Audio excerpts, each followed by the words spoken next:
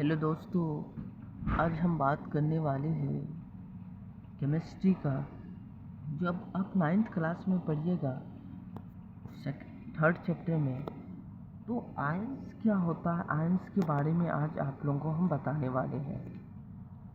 Basically ions का अगर हम इंट्रोडक्शन दें तो आयंस उसको बोलेंगे जो किसी भी एटम्स पे या एलिमेंट्स पे जो चार्ज चढ़ता है उसको हम लोग आयंस बोलेंगे।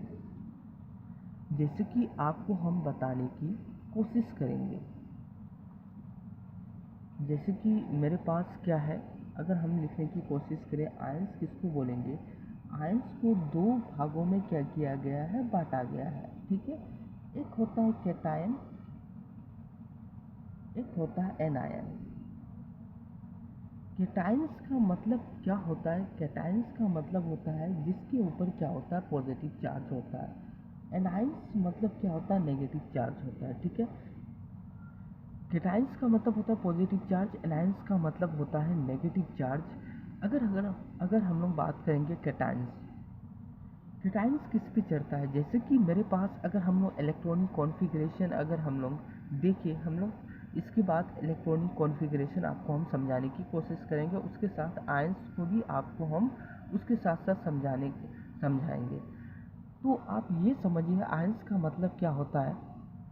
आयंस का मतलब होता है किसी भी एटम्स पे जो चार्ज जो चढ़ता है, प्लस चार्ज चढ़ता है या माइनस चार्ज चढ़ता है, उसको हम लोग आयंस बोलेंगे।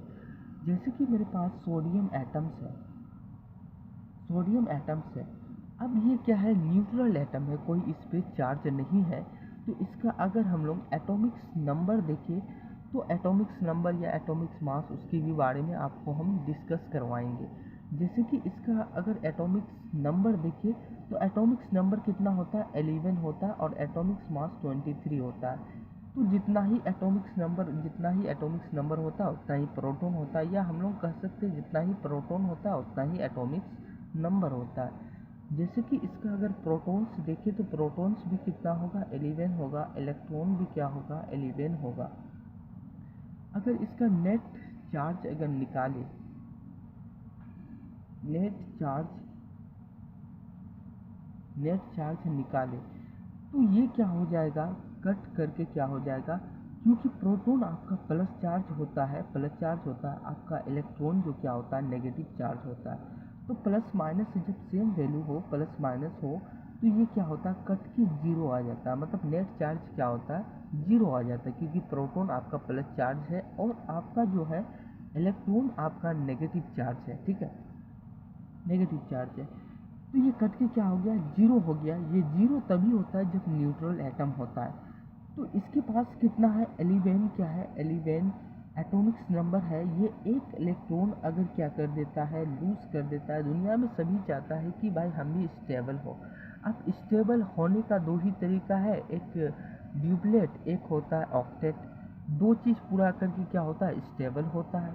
आपको ड्यूप्लेट और ऑक्टेट के भी बारे में आपको हम समझाएंगे, ठीक है, अगले आने वाले लेक्चर में। तो बस आप इतना समझिए ऑक्टेट क्या होता है, ड्यूप्लेट क्या होता है, आपको सिर्फ इतना समझ लीजिए। उसके बाद हम आने वाले लेक्चर में आपको अच्छी तरीके से हम समझाएंगे जो ऑक्टेट क्या होता है, ड्यूप्लेट क्या होता है। जैसे कि मेरे पास क्या है, सोडियम से जब ये न्यूट्रल एटम था, तो न्यूट्रल एटम था तो नंबर ऑफ प्रोटॉन जितना है, नंबर ऑफ इलेक्ट्रॉन भी उतना ही होगा। जितना ही नंबर ऑफ प्रोटॉन है उतना ही नंबर ऑफ इलेक्ट्रॉन होगा।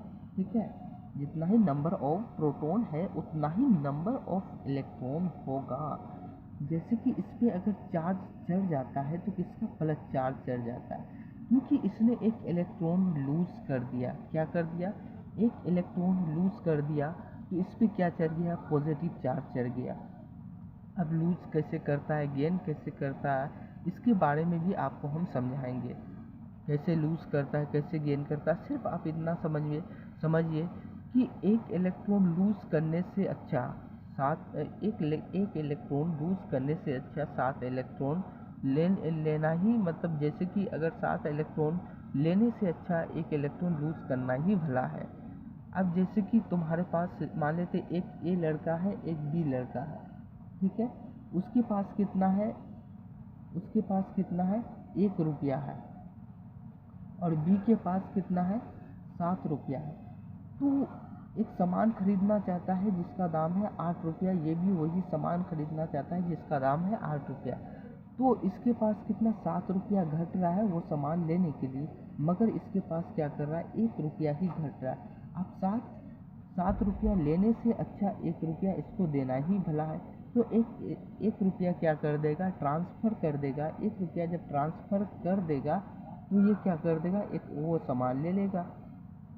तो 7 इलेक्ट्रॉन लेने से अच्छा 1 इलेक्ट्रॉन लूज़ करना ही भला है। तो जब 1 इलेक्ट्रॉन इसके पास हो जाएगा तो इसके पास कितना हो जाएगा, 8 हो जाएगा। पहले 7 था तो अब कितना हो गया, 8 हो गया, क्योंकि 1 इलेक्ट्रॉन ट्रांसफ़र हो गया, 7 से 8 हो गया। तो इसका नंबर ऑफ प्रोटॉन तो कितना सेम रहेगा, मगर नंबर ऑफ इलेक्ट्रॉन जो है आपका सेम नहीं रहेगा। क्या नहीं रहेगा, सेम नहीं रहेगा, क्योंकि इसने 1 इलेक्ट्रॉन दिया तो इसके पास सेम नहीं रहेगा। तो सेम नहीं रहेगा तो आपका क्या हो जाएगा,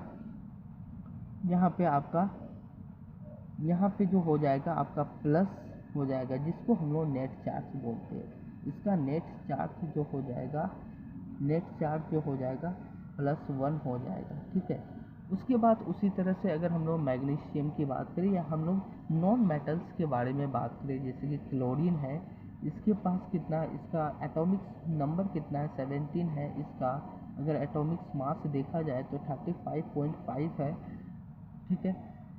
तो अगर हम लोग बात करेंगे, जितना ही क्या होगा, नंबर ऑफ प्रोटॉन्स होगा उतना ही नंबर ऑफ इलेक्ट्रॉन होगा, क्योंकि आपको हम पहले ही समझा चुके, जितना ही नंबर ऑफ प्रोटॉन्स होगा नंबर ऑफ इलेक्ट्रॉन भी उतना ही होगा, क्योंकि ये 17 क्या है, प्रोटॉन है।